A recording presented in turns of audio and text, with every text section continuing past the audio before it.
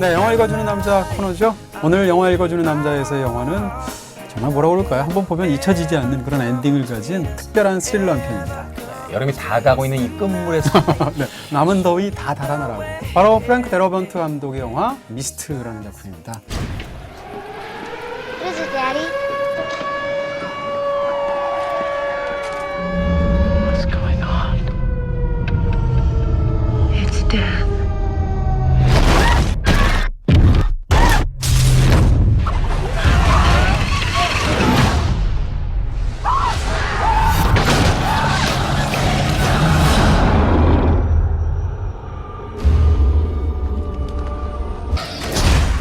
프랭크 데러번트. 이 젊은 분들에게는 미드, 네, 미국 드라마를 통해서 굉장히 유명해진 인물이거든요. 좀비라고 안 합니다. 워킹 데드.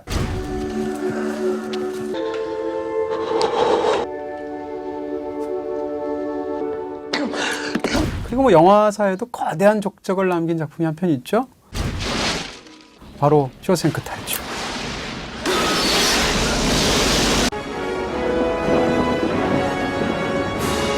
프랭크 데러번트 감독이 인터뷰에서 예전에 이런 말을 한 적이 있어요. 나는 영화 감독으로서 잘할 수 있는 게 한 가지밖에 없다. 스티븐 킹의 원작을 감옥 영화로 만드는 것만 나는 잘할 줄 안다. 말하자면 스티븐 킹에게 당신 원작은 다 나한테 주세요. 뭐 이런 이야기가 되나요? 네, 스티븐 킹도 굉장히 좋아하는 건 사실이고요. 이 미스트가 바로 스티븐 킹의 중편 소설을 또 다룬 작품이죠. 아니나 다를까 역시 훌륭한 완성도로 나왔습니다. 네, 주인공은 데이빗이라는 남자입니다. 어느 날 밤늦게 작업하다 보니까 어마어마한 폭풍우가 몰려오는 거죠. 그래서 집이 다 깨질 정도로 나무가 뿌리째 뽑히고. 그래서 다음날 어린 아들과 함께 마트에 그 수선할 그 도구들을 사러 가게 됩니다. 근데 전날 폭풍우가 워낙 심해서 마을 사람들이 다 마트에 와서 생필품도 사고 여러 가지를 사게 되는 거죠. 그런데 갑자기 뭔가 이상한 조짐이 벌어지면서 사람들이 마트에 갇히게 되고, 그러면서 온갖 세상에서 한 번도 본 적이 없는 괴 생명체들을 만나면서 끔찍한 일들을 겪는.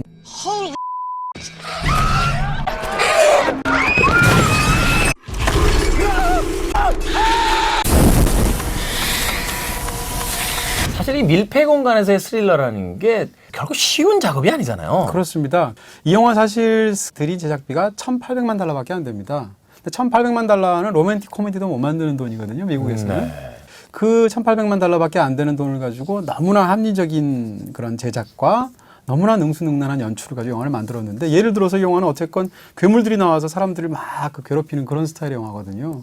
근데 영화의 러닝타임 1시간까지 괴물은 발 딱 2개 나옵니다. 네.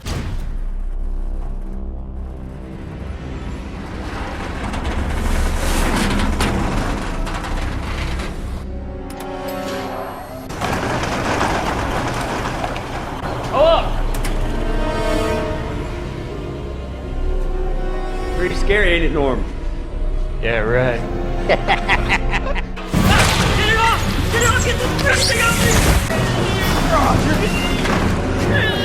그런 점에서 본다면 역시 봉준호 감독의 괴물을 봐야 돼요. 아, 처음부터 시작한 바로 나와. 낮에. 대낮에.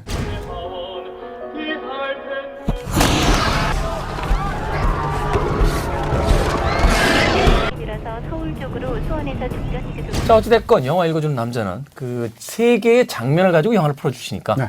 그럼 첫 번째 장면부터 한번 만나보겠습니다. 네, 첫 번째 장면은 바로 영화의 그 다음날 아침이 돼서 사람들이 마트에 몰려듭니다. 몰려드는데 뭔가 조짐이 이상한 거예요, 갑자기. 왜냐하면 막 사이렌 울리면서 막 그 911 구급대들이 막 달려가고, 또 헌병이 들어와서 병사들, 휴가 나온 병사들한테 빨리 복귀하라고 얘기하고, 그래서 뭔가 분위기가 이상해지죠. 근데 바깥에 안개가 조금씩 몰려오는 듯 하더니 한 노인이 마트 바깥에서 막 뛰어오면서 Something in the mist! Something in the mist! 그렇게 말을 하자마자 안개가 자욱하게 한 삽시간에 몰려오면서 그 전까지 보였던 바깥이 하나도 안 보입니다. 그러더니 바깥에 있던 사람들한테서 어둠 안개 속으로부터 수많은 비명들이 들려오기 시작하는 거죠.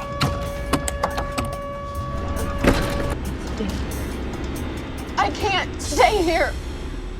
한 여자가 집에 아이들밖에 두고 오지 않았기 때문에 누구 한 명 저를 좀 에스코트 해주시면 안 되겠어요 하고 눈물로 호소를 하죠. Oh, is anybody gonna help me? 그럴 때는 눈물로 호소하는 것 자체가 민폐예요. 그래도 얼마나 답답했으면. Somebody 가시겠어요? here save me. Wait until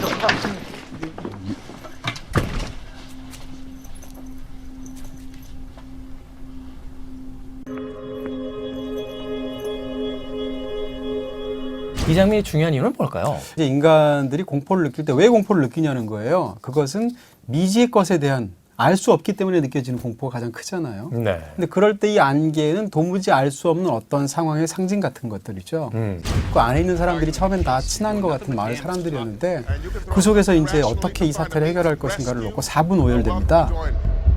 Those who want to stack dog food.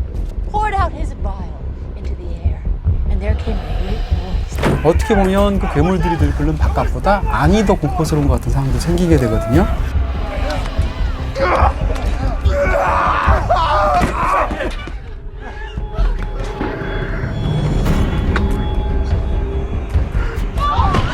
그때 예전에 이제 고야라는 화가가 그린 그림 중에 이성이 잠들면 요괴가 눈 뜬다 라는 그림이 있어요. 딱 그 상황입니다. 여기서 이제 안개가 깔려 있다는 것은 쉽게 얘기하면 이성이 사람들이 너무나 끔찍한 환경 속에서 잠들어 버린 상황. 이성이 잠들어 버리고 마음속에 광기라든지 이상적인 어떤 감정이라든지 이런 것 때문에 생기는 비극의 상황들을 영화가 보여주거든요. 그런 의미에서 제목이 바로 미스트인 거죠. 자, 이렇게 분위기를 만들어 간 영화 미스트. 그렇다면 과연 그 실존하는 공포는 무엇인지 두 번째 장면은 어떤 장면입니까? 네, 끝까지 뭐 괴물 발만 나오다 말면 이 영화가 논리나 이렇게 되겠죠. 화나죠. 그렇죠. 근데 제대로 보여줍니다. 영화의 중간 지점쯤 넘어서게 되면 마침내 괴 생명체들이 한밤에 날개 달린 짐승들이죠. 그 소리 어떻게 너무 보면 싫어요. 바로 그 사운드.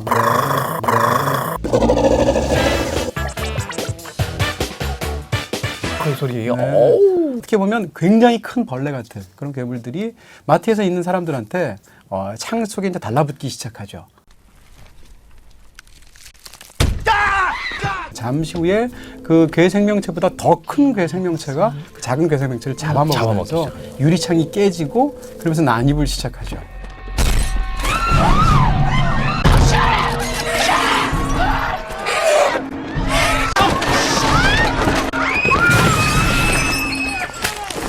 사실 이 마트의 창문에 그 벌레라고 해야겠죠. 괴생명체가 붙는 장면들은 예전에 그 고전에 대한 알프레드 히치콕의 새라는 장면이 떠올랐어요.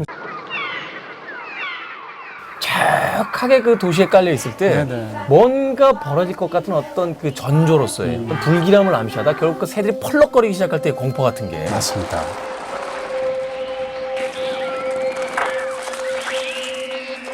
진짜로 히치콕의 새를 차용한 것 같은 부분들이 있습니다. 굉장히 영리한 건데 거대한 벌레들이 난입을 시작했을 때 시점 자체가 날아다니는 그 벌레의 시점이에요. 그렇죠.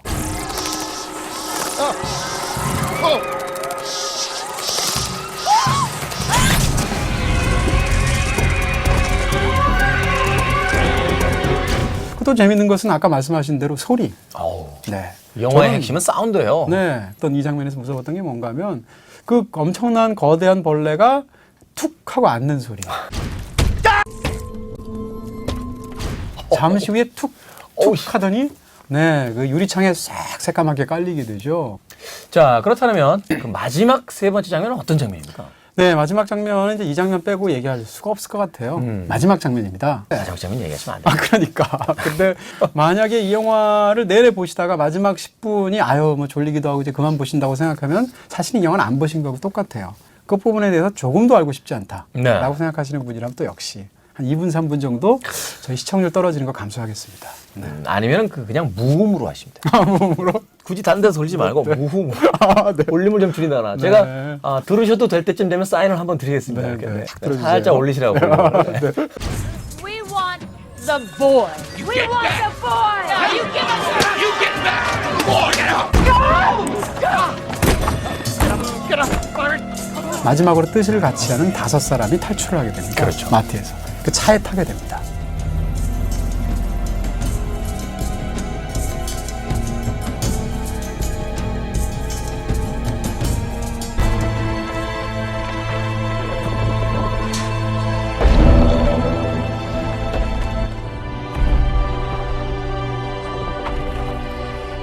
그런데 기름은 점점 떨어가지고 갑니다. 괴물이 나오면 싸워야 되는데 총알을 확인해 보니까 총알이 4알밖에 없어요.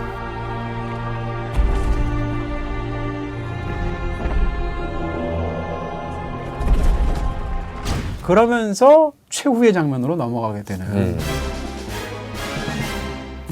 여기서부터 네, 여기서부터. 네. 아까 말한 커머디 부인이라고 말을 하는 어떤 광적인 그런 종교적 심정에, 광신의 어떤 끌리는 파가 있고 데이비 파가 있거든요. 여기는 굉장히 이성적이죠. 그렇습니다. 누가 봐도 이쪽에 옳은 판단하는 사람들이에요. 제대로 된 틀이 박힌 사람들이고. 근데 그 사람들은 심지어는 용기도 가졌어요.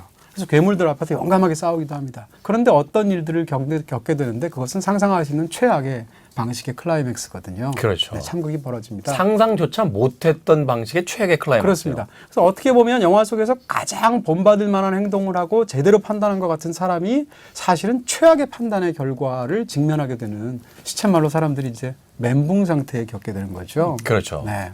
사실 우리가 운명을 결정하는 게 아니라 운명이 우리를 결정한다라는 결국 프랭크 데라본트가 하고자 했던 얘기는 인생사 복불복이라고 할까요? 그렇게 얘기할 수도 있어요. 네. 그렇게 얘기하면 좀 너무 싼티가 나지만 네. 산티가 났나요? 살짝 네. 알겠습니다. 금요일엔 수다다 재밌게 보셨는지 모르겠습니다.